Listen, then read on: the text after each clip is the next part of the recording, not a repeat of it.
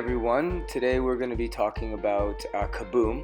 Sorry I haven't uploaded a tutorial for a while. We've been on the road with the world tour, as many of you know. It's going really good, and we've gone to I think about 20 different countries, 35 to 40 different clinics in just in the last several months, so things are looking really good, and we're basically trying to get the parks and the competitive side to work together a little more closely.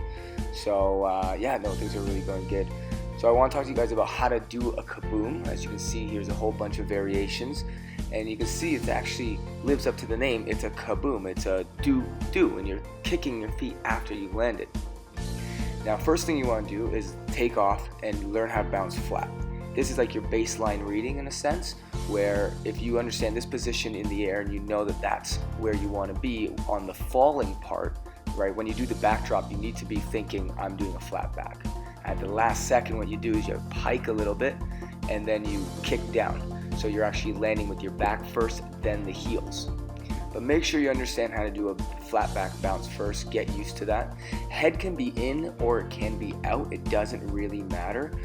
For a new kid learning how to do backdrop, head should be out just so you make sure that you don't whiplash yourself, because the neck muscles aren't that strong. But you want to make sure that it's more important getting this Kaboom action right here, where you're landing on your back, then you're hitting your feet. So I'm starting flat like this, and then what's going to happen is I'm going to lift my feet up and then kick them down. Right? And that's going to actually make the Kaboom. But I have to kick at the right time. I can't explain what time that is specifically. All I can say is that you have to play with it. It works the same way when your feet are apart like this, but instead of giving you flip, it actually would give you, if you do one leg, it will give you more of a side summy effect like we do with the toilet bowl. But if you kick them at the same time downwards, you go backwards. So as you can see here, we're landing on our back, then kicking the feet. So land on the back, on the way up, I then kick the feet. Right? And the exact time, it's kind of like saying, describe a 4/4 time signature in music. You can't really do it. You know it when you know it, and you know it once you've done it a while. So just keep playing with the timing. You'll figure out what works best for you. And every body's a little bit different. Everybody's way slightly different, or has different lengths of limb segments, stuff like that. So I couldn't even tell you. It'd be slightly different for you than for me. But you start off very simple. This is the part most people don't think about.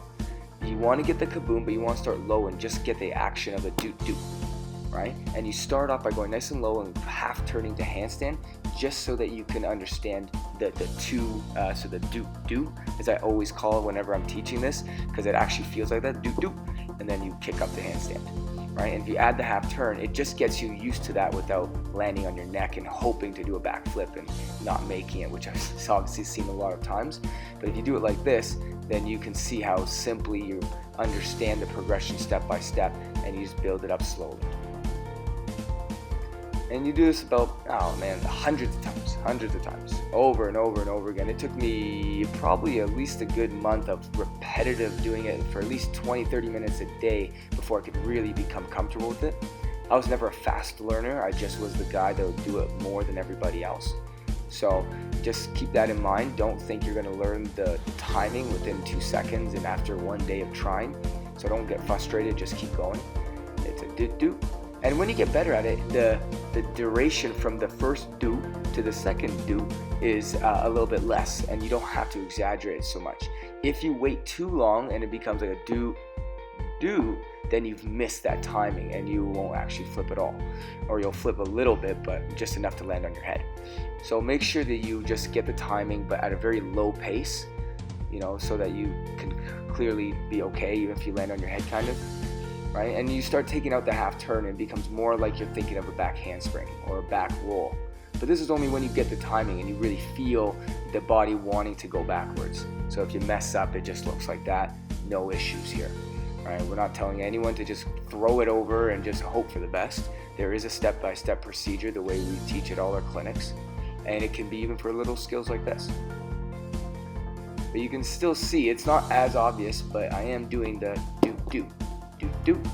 And it's almost like on the way up, just after I hit the bottom of the bed, just as I start going up out of the bed, before I have actually left the bed entirely, I then kick my feet, and that caused me to go backwards. Basically what's happening is that I've already projected myself upwards, and then when my feet hit that end of the trampoline, it's almost like I'm pushing off of a wall as I go up, and that's what causes you to rotate backwards. It should be noted that you need to have your legs straight. You can kaboom with the bent leg, but it's much harder because it's a shorter lever away from your axis. So for now, make sure your legs are straight and that they're locked. Don't be loose when you're landing in the bed or you don't get the effect. You have to be tight and really think about smashing your legs or your heels into the trampoline with a locked leg. And if you do it nice and slow, you are not going to have too much problems with this. If you try to then all of a sudden throw 10 in a row once you just learned one, then it is almost inevitable but that eventually you'll mess it up and potentially scare yourself. So if you want to continue doing this without any issues, just go step by step here. And you can see when we start connecting it, we again go right to our flat back. We don't connect and just keep going. We get to our base reading again to make sure that we know. And then over a while, what you'll do is you'll kaboom, you'll tuck over, and then you'll think about hitting that flat baseline reading of the flat back. Right before you land, then you'll lift your legs up again and smash them down for the second kaboom. So I'm thinking flat back when I'm going over the top of the first one, and then I pike again. I'm not really thinking remain piked. I'm actually thinking extend and then actively pike a little for the next one, and actively pike a little for the next one after that. Now you can see here I'm adding turns. Boop, boop. And again, we're not throwing the full turn all at once. We're doing the kaboom, thinking the backflip first and then twisting. It's a late half turn, just like we do for our back folds, and you've seen the other tutorials for our back folds and brandies, and anyone who's ever seen me teach twisting knows that I love a late twist. So make sure you don't go early like that. Make sure you think about stepping it down, wait, and twist at the end, more like that one. And again, if you mess it up, you don't really have to worry about getting hurt, because all that will happen is that you're going so low that you just won't face the direction you want. You may just make it to 3/4 of a twist, but you're not risking landing on your head if you think of it as a flip, then a twist. All right? And then you can just start adding it together again when we go back to the flat back. All right? We don't just start skipping and thinking that we're awesome. We go back and flat back, getting back to what we know, we already know. And from there, we can say, okay, now we're gonna add again that little extra pike once we get comfortable with it, and you start thinking about how you're gonna build it up. Right? And if you start twisting too early, you can see I'm doing a little bit here. You will tend to go a little bit sideways.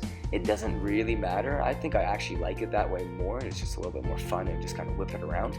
But technically, from a coaching perspective, you really want to do a late twist. And then as you add more twists, you then build up, you go earlier and earlier for the initiation of the twist.